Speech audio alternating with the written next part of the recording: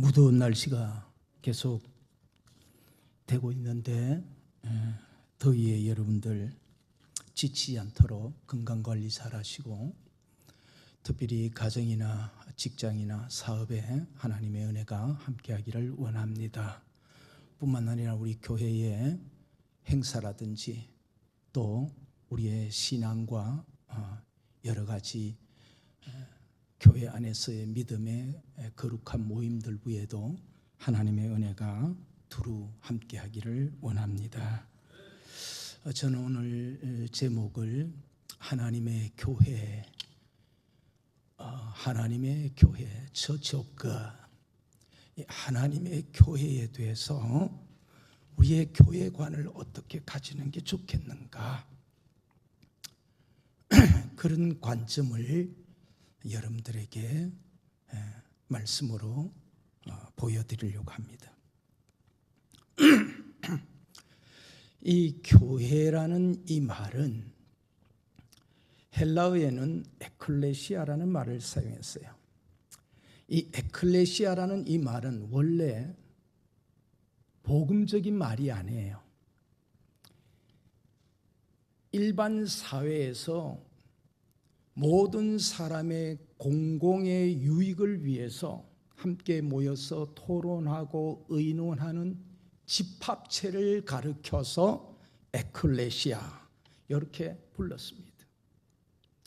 그런데 교회에서 사도가 우리 주님이 에클레시아라는 말을 사용할 때는 그 뜻과는 전혀 다릅니다.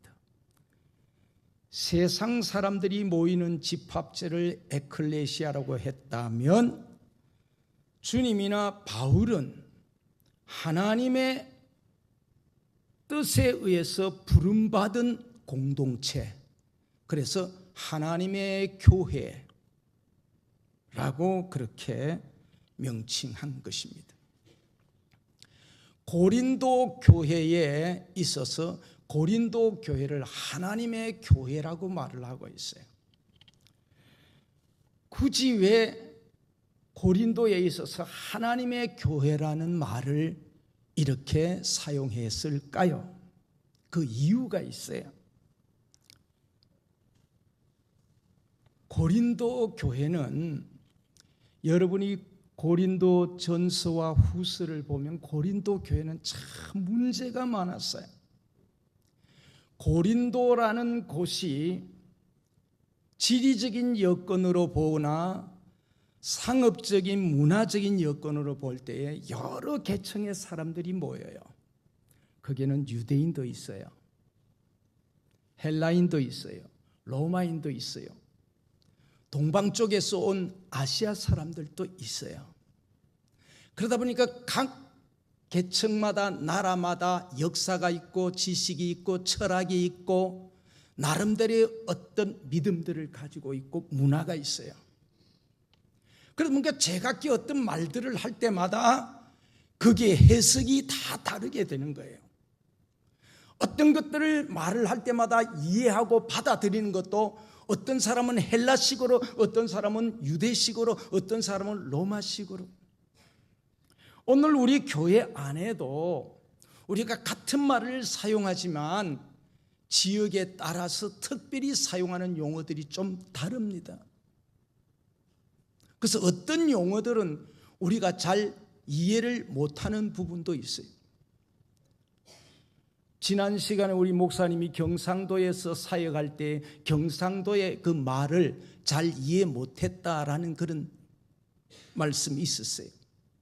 마찬가지로 경상도 사람이 또 강원도 말씨를, 또 강원도 사람이 전라도 말씨를 이해 못하는 부분들, 단어들이 있어요. 그 속에는 나름대로의 철학과 문화와 역사가 있다라는 거예요. 그러니까 교회 안에도 이렇게 다양한 사람들이 모이다 보니까 제각기 듣기는 듣지만은 해석이 달리 나온다라는 거예요.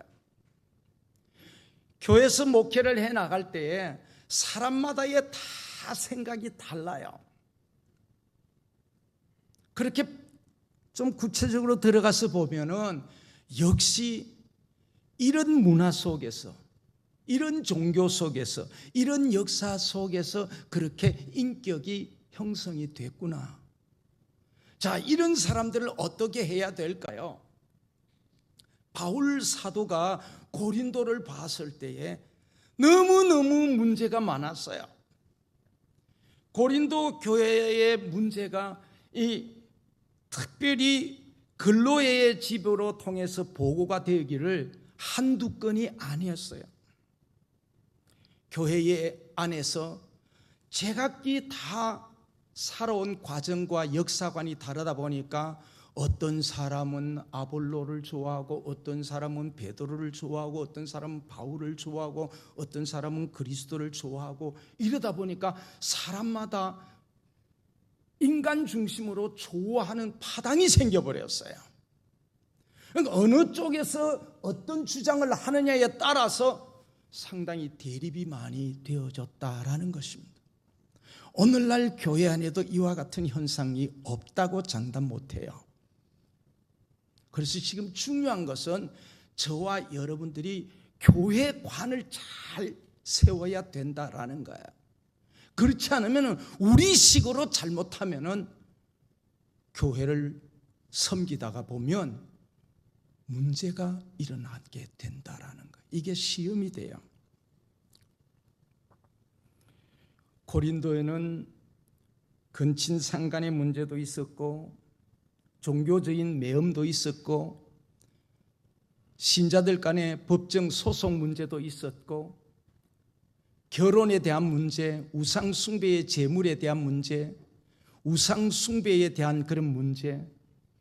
자, 이런 문제뿐만 아니라 예배에 대해서 여성의 위치가 어떠해야 되느냐, 부활에 대해서도 예수님의 육체적인 부활에 대해서 어떻게 이해를 하느냐, 제각기 사고방식이 다르다 보니까 교회에 어떤 주장하는 자들이 이렇게 하다 보면 그 주장이 얼마나 강하고 추종하느냐에 따라서 잘못된 길로 막 가게 되는 거예요. 그래서 바울 사도는 그가 2차 전도 여행 때 18개월 동안 고린도에 머물면서 교회를 세웠어요. 그리고 교회의 통일에 대해서 하나님의 교회라고 이야기를 한 겁니다. 누구의 사상과 누구의 지혜와 철학에 의해서, 사람의 수에 의해서 되어지는 것이 아니라는 거예요. 누가 세웠던 간에, 누구의 땅을 빌렸던 간에, 누가 부동산으로, 누가 어떤 헌금을 많이 했던 간에 그게 중요한 것이 아니라는 거예요. 그 모든 것들을 다 내려놓고 하나님 중심으로 가야 된다. 그런 바른 교회관이 필요하다. 세상의 에클레시아와 교회에서 말하는 에클레시아는 다르다라는 겁니다. 앞으로 우리 교회가 안전하고 평화롭고 은혜 가운데서 부흥하려면 우리는 여러 사람들을 만나게 되고 받아들이게 되고 함께 교통하고 교제해야 되는데, 저와 여러분이 하나님에 의해서 부름받은 자가 하나님의 뜻에 의해서 우리 교회로 보내준 믿음의 형제이구나, 그런 마음으로 여러분 받아들이시고 영접하시고 축하해 주시기를 주의 이름으로 축원합니다. 저 교회는 경상도 사람이 많아서 나 경상도 사람이니까 나 그거 가면 되겠어, 이게 아니라는 겁니다. 하나님에 의해서 부름받은 자, 하나님이 너는 이 교회로 가야 되겠어, 하나님의 뜻과 섭리가 계셔서 불러주신 줄 알고 하나님의 뜻 가운데서 고귀한 생명이 왔구나, 참 우리와 함께 할 수 있는 형제로 보내주셨구나, 함께 사역해야지, 이런 마음을 가지고 서로 겸손하게 사랑 가운데서 돌아보면서 함께하는 우리 교회, 그런 교회관을 가지기를 주의 이름으로 축복합니다. 그렇게 되어야 돼. 그 출발이 그렇게 되어야 돼. 그래서 고린도 교회 문제를 해결하고 고린도 교회를 고린도 교회답도록 이 바울 사도는 아포스톨로스, 사도라는 말은 아포스톨로스라는 말을 사용하는데 보냄을 받았단 말이에요. 문제 해결을 위하여. 오늘 우리는 하나님의 영광을 위해서 부름을 받았고 여기에 모였단 말이에요. 그래서 하나님의 교회는 하나님이 통치하시는 것이다 라는 것. 첫 번째, 사람이 모여도 하나님의 교회에 임해도 하나님의 뜻과는 상관없이 인간의 생각대로 이끌고 나가는 교회들이 많이 있습니다. 장로교회 정치를 민주정치라 해서 평신도가 그 영역을 넘어서 깊이 간섭하려는 경우도 있습니다. 그러나 하나님의 교회는 하나님의 단독 정치요 하나님의 주권 정치이지 인간이 좌지우지할 수 없는 겁니다. 하나님께서 천지 창조를 하실 때에 주권적으로 당신의 뜻대로 창조하셨지 인간과 협의하지를 않았습니다. 특히 아담의 배필인 이 하와를 창조할 때도 아담하고 협의한 적이 없습니다. 만약에 아담과 협의를 했다면 여성의 지위는 남성의 지배 속에서 그 인권은 형편없이 땅에 떨어졌을 것입니다. 왜? 남자가 여자를 향해서 내가 창조주야, 내가 창조해서 이렇게 나오면 어찌 될까요? 그러니까 하나님은 이걸 미리 다 내다보시고 하나님의 주권적인 사역 가운데서 남녀가 동등하다라는 거예요. 하나님의 교회는 하나님께서 성령을 통해서 교회를 직접 통치하시고 대리자인 목회자를 통해서 통치하시기도 합니다. 그래서 하나님의 주권과 예정 속에서 부름받은 사람들이기 때문에 우리는 하나님에 의해서 부름받은 에클레시아다. 그래서 하나님의 뜻을 받아서 말씀을 증거하는 목자를 중심으로 우리의 사상과 이념과 역사와 자기가 좋아하는 그런 것들은 다 이렇게 내려놓고 그래서 목회자를 바라보는 겁니다. 그리스도의 정권 대사로 하나님의 통치를 이루기 위해서 그렇게 세웠어요. 제가 노예를 섬기면서 정말 목회를 참 제대로 하시는 목사님들은 반드시 두 가지가 확실했는데 하나는 하나님의 나라에 대한 생각입니다. 그게 우선이에요. 하나님의 나라가 확장되어지게 하소서. 두 번째는 하나님의 교회가 본질을 잊어버리지 않게 해달라는 겁니다. 그게 뭡니까? 사람이 모이지만 사람의 눈치 보고 사람 중심으로 가지는 않겠다라는 것. 그렇게 하나님의 눈치를 봐야 된다라는 겁니다. 내가 그걸 보고 미래는 밝다. 하나님의 나라에 저토록 큰 관심을 갖고 있구나. 그래서 하나님께로부터 소명받은 에클레시아의 좋은 지도자다. 제가 그렇게 생각하는 겁니다. 사랑하는 성도 여러분, 저도 그랬지만은 지금 목사님도 하나님의 교회는 하나님이 통치하시는 줄로 믿고 말씀을 붙잡고 무릎 꿇고 하나님 앞에 기도하면서 준비할 때에 그 말씀이 증거될 때마다 아멘으로 수용하는 우리 성도들 되어지기를 주의 이름으로 축원합니다. 이게 교회라는 거예요. 이런 교회관이 세워져야 된다. 저에게 30여 년 이상을 이 교회를 맡기셨다가 하나님은 다음 우리 이 목사님에게 맡기시면서 양무리를 양도하셨어요. 나는 그것을 전적으로 믿어요. 하나님의 뜻이다라는 거예요. 과거에 여러분들이 저의 말을 잘 순종하고 하나님의 정권 대사로서 사역하는 때 하나님의 통치가 이루어지기 위해서 기도했던 것처럼 지금의 교회가 우리 목사님 중심으로 잘 나가도록 여러분들이 그런 마음을 모아가지고 기도할 때 하나님의 나라가 우리 교회를 통하여 능력 있게 나타나리라 믿습니다. 둘째는 하나님의 교회는 하나님의 이 영광이 있는 하나님의 교회가 되어야 됩니다. 하나님의 영광. 사람이 모일 때마다 사람의 소리가 있고 사람의 성격이 있고 사람의 모습이 있고 사람의 어떤 그런 모양들이 다양하게 있는 것처럼 하나님의 교회는 가장 중요한 하나님의 영광, 세키나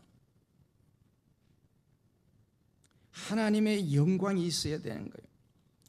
하나님의 영광 우리의 삶을 통해서 나타나기도 하지만 중요한 것은 하나님의 영광은 하나님이 준비해 놓으시고 우리에게 은혜를 베푸시려고 하는 예배를 통해서, 그래서 하나님의 영광이 나타납니다. 예배는 하나님 앞에 우리가 예를 갖추어서 경배하는 것이기 때문에, 하나님만 바라보기 때문에, 그럼 하나님이 신이시니까 하나님의 영광으로 우리에게 나타났어야 된다.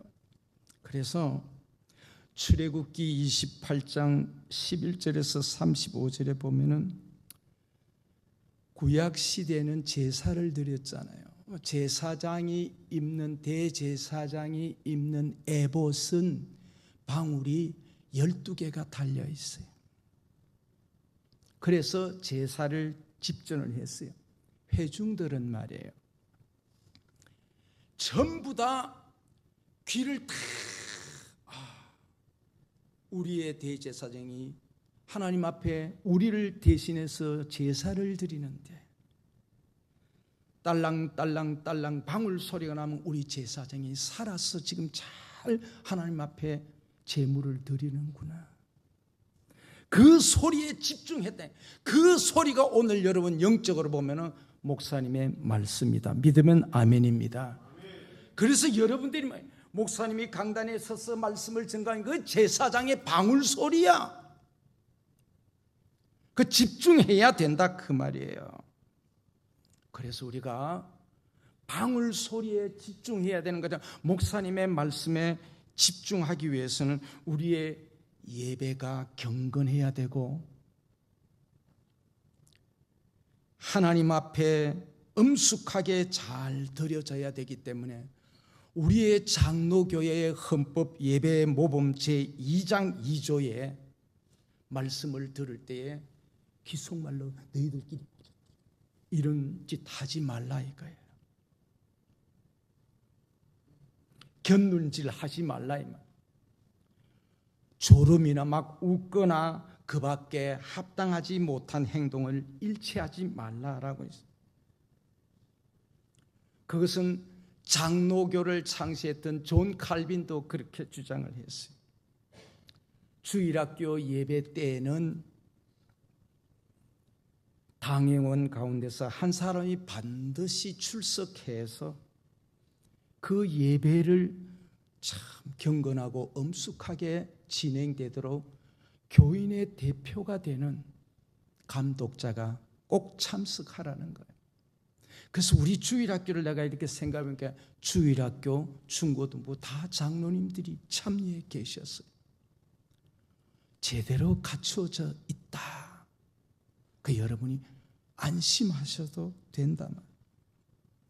목사님이 말씀할 때 방울 소리가 딸랑딸랑 하는데 우리가 귀를 기울이는 것처럼 목사님이 말씀하실 때 다른 것을 자꾸 보면 안 돼요. 다른 책을 본다든지 뭐 헌금을 챙긴다든지 뭐 주보에 뭘 이런 거 하지 말라.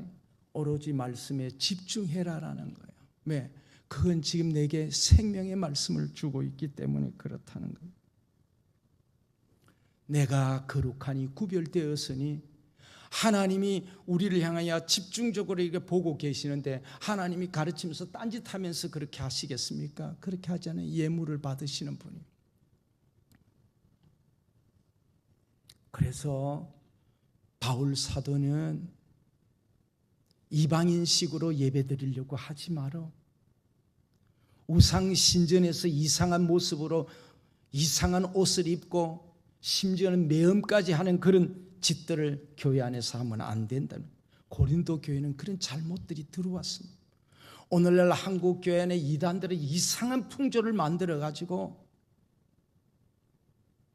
교회가 경건하지 못하고 거룩하지 못하고 도덕적으로도 많이 부패되고 잘못된 그런들이 많이 있어요. 그래서 함께 교회가 욕을 얻어먹는단 말이에요. 사랑하는 성도 여러분, 우리는 그래도 장로교 가장 장자 교단으로서 모범적인 그런 신앙생활에 있어서 예배에 대한 본을 잘 우리가 습지해서 그렇게 해야 된다라는 거예요. 누가 봐도 역사가 있다, 전통이 있다, 그리고 성경적이야, 그런 모습이 보여진. 그러면서 저 예배가 경건하지만 살아있어. 하나님과의 영적인 만남이 인격적이야. 추상적이질 않아. 인격적이야. 이러한 것들을 다른 사람들이 느낄 수 있도록 저와 우리 교회의 예배가, 우리의 교회가 더욱더 아름답게 활성화되어지기를 바라고, 지금 그렇게 자꾸 되어져 나가는 모습에 얼마나 기쁜지 몰라요. 하나님 중심에 이 굳게 서서 우리 장로님들이 기도하는 걸 보고 제 마음이 참, 그래, 잘 배웠지. 한편은 하나님 아버지 잘 배웠고 잘 가르쳤어요. 내가 우리 노예의 이런 헌신 예배 가면서 자랑하는 거 있는 거 하나 있어요. 그거는 우리 주일학교 출신들을 장로로 만들었다라는 겁니다. 그때 다들 보면 어떤 데는 교회는 막 박수를 친다.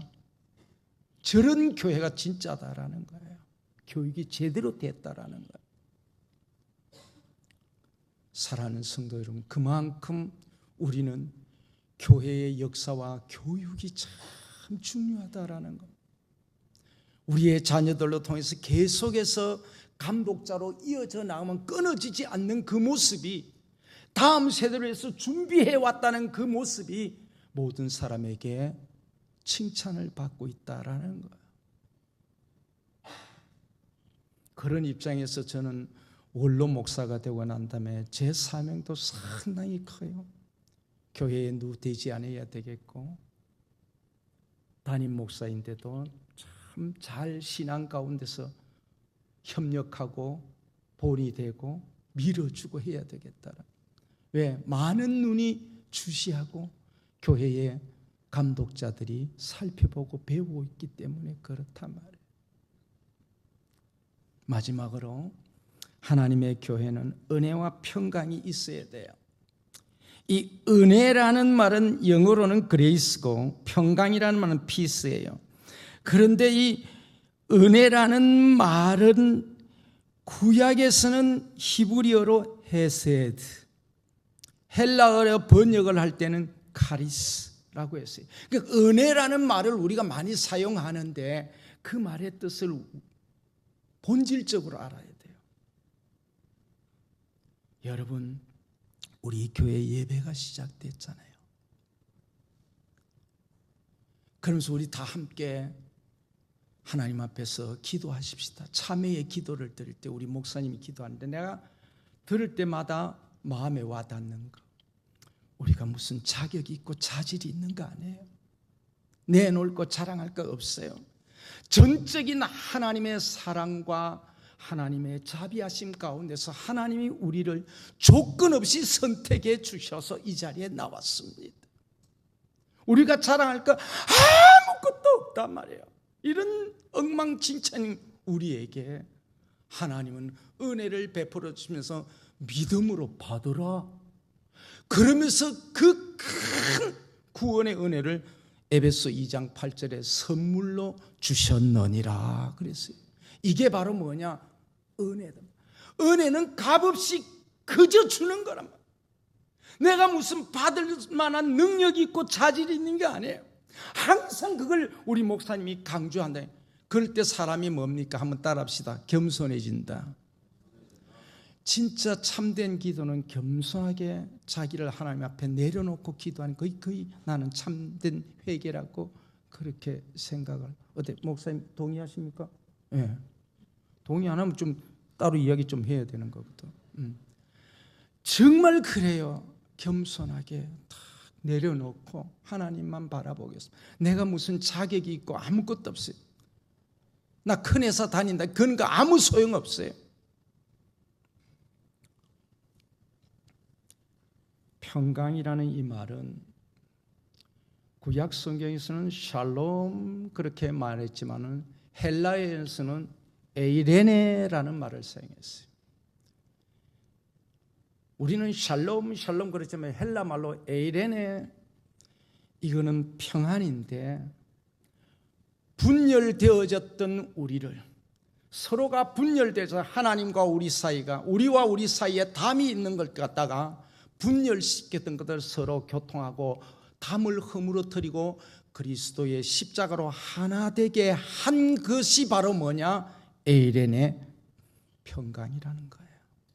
교회는요, 예수 그리스도로 통하여 너와 내가 그리스도의 십자가의 보혈로 하나님의 은혜로 구원받은 한 형제요 자매요 하나이다 라는 것을 믿으면 아멘입니다. 이렇게 되는 거예요. 이 교회는요, 당신이 김씨든 박씨든 성씨든 그런 족보 이야기하는 곳이 아니라는 거예요. 이런 교회관을 우리가 딱 가지고 있을 때에 우리의 인사가, 바울 사도도 편지를 쓸 때마다 첫 시작부터 끝때까지 하나님의 은혜와 평강이 함께하기를 원하노라. 오늘 이 인사가 우리 성도들에게 살아있기를 주의 이름으로 축원합니다. 우리가 서로 교통하고 교제하며 카톡을 나눌 때도 은혜와 평강이 함께하기를 원합니다. 이것보다 더 좋은 게 없다니까. 이로 인해서 당신과 나는 하나님의 은혜로 자격이 없는데 하나님의 자녀가 됐고 그리스도 안에서 하나가 됐습니다 라는 것. 그러므로 교회는 이 은혜와 평강을 위해서 서로 한번 따라합시다. 십자가를 집시다. 우리가 이걸 위해서 십자가 지는 거예요. 어떤 경우를 막론하고 시기, 질투, 공포, 압박감을 주어서는 안 돼요. 하나님의 교회는 주께서 피로 값주고 사신 교회로 엄청난 희생이 지불되었고 구원의 은혜를 하나님의 주권적인 역사로 통해서 은혜로 주셨으니 교회는 삼위일체 하나님께서 목회자를 통하여 성령으로 제사장의 방울 소리를 울리는 것처럼 하나님의 말씀이 우리에게 들려지고 그 울리는 말씀에 우리가 아멘할 때 그 제사가 향기로운 제사로 하나님이 기뻐 받으시는 줄로 믿으십니다. 그러므로 오늘 우리 교회 안에는 은혜와 평강이 주여 넘치게 하시옵소서. 목사님의 설교를 통해서 하나님의 통치가 이루어지고 여기에 하나님의 통치를 우리가 아멘할 때 하나님 영광이 나타나고 우리에게는 은혜와 평강이 충만하게 하여 주시옵소서. 오늘 현실을 볼 적에 교회마다 부끄러운 것은 자꾸만 사람 교회화 되어가는 모습들을 봅니다. 자기가 총회장이다, 교주다 뭐 이러면서 막 자기 마음대로 우지자지하려는 사이비한 것들이 너무 많이 파생되고 있어. 이럴 때 우리는 하나님의 교회의 위치를 굳게 지키고 다음 세대를 위한 구원의 방주로서 안식처가 되어야 될 줄로 믿습니다. 진정한 예배로 성령이 교통하시는 하나님의 교회로 가꾸어 나아갈 수 있기를 바라고 목사님을 도와서 우리 장로님들이 아론과 훌처럼 함께함으로 교회가 은혜와 평강이 넘쳐나기를 주의 이름으로 축원합니다.